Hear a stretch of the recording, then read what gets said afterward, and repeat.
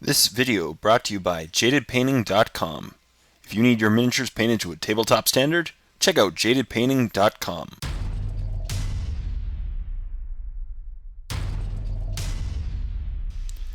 Hey everyone, welcome back to part 2 of this painting tutorial. As always, my name is Jay and I'll be showing you how I painted this Black Legion Chaos Space Marine Biker.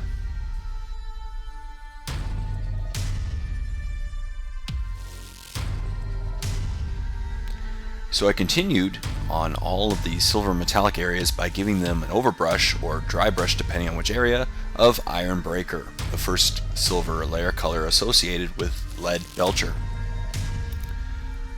On all the parts with a lot of depth to them, I gave them a dry brush to produce a slightly dusted appearance, while on the more solid areas like the pipes and the trim of the armor, I gave it just an overbrush going directly over the areas, just try to pick up all along the edges and leave the recesses the really nice dark Lead Belcher and Nuln Oil combination.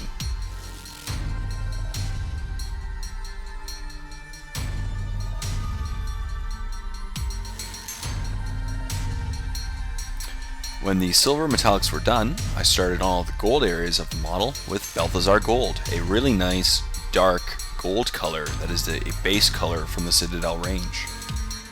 Balthazar Gold goes over most colors with relative ease, but it goes over silver especially very easy, so it's always great if you pre-color these areas with silver before going with the gold areas. And for the gold, I focused on the trim of the shoulder pads as well as the trim of the front of the motorcycle.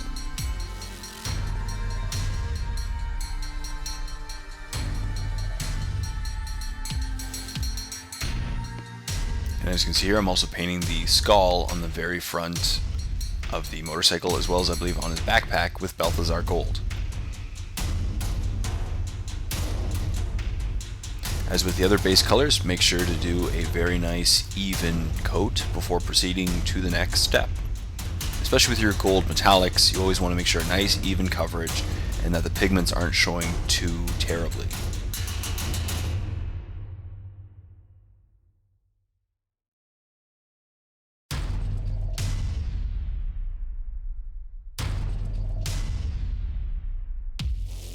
I decided also to paint the stars surrounding the skull on his pole with Balthazar Gold as well.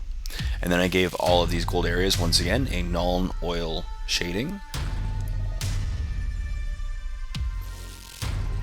Once again, if you want to go for more older, dirtier appearance, I recommend a 1-to-1 mix of Agrax Earthshade to Nuln Oil. I just wanted to go for, once again, a more pristine look, because that is what the client wanted.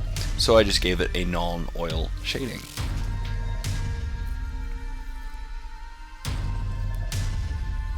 And if you're unhappy with the depth of color after a single shading, feel free to do a second one. Just make sure that the first one is completely dry before proceeding to the second shading.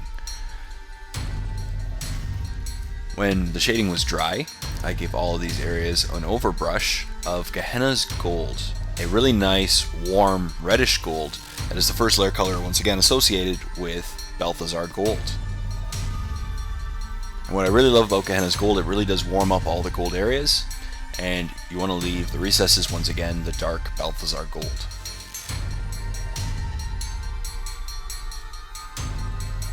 I then gave all of these areas one more very, very light highlight of Auric Armor Gold, which is a very, very bright yellowish gold.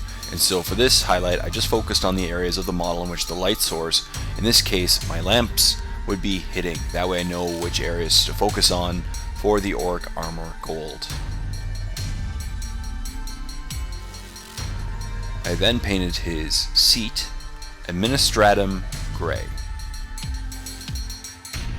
To provide a little bit more depth of color for the seat, I then gave the seat once again a Nuln Oil shading. 3 consecutive shadings in a row being Nuln Oil. And then I just highlighted it once again very quickly with Administratum Gray again. This is a very quick way of producing a slight gradient in color, just going back to the base color after a single shading. I then base coated all of the skulls on the model with Ushabti Bone.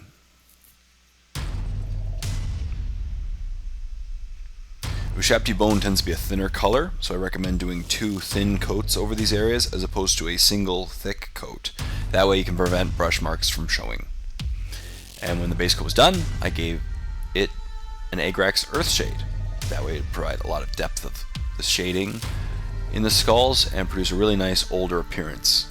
And when the shade was dry, I gave a light dry brush over these skulls areas with Ushabti bone once again. I base coated all the red areas of the model, which were just the eyes and some of the buttons on the console, with Mephiston Red, a great base color that goes over, once again, pretty much any color with relative ease, so it's a really great base coat.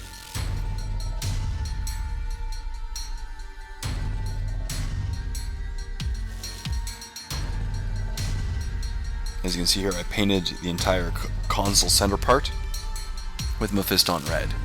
And then I gave it a Kerberg Crimson shade just to provide a more worn appearance and to provide some depth in the red areas. The shade will tend to pool in the center of the button.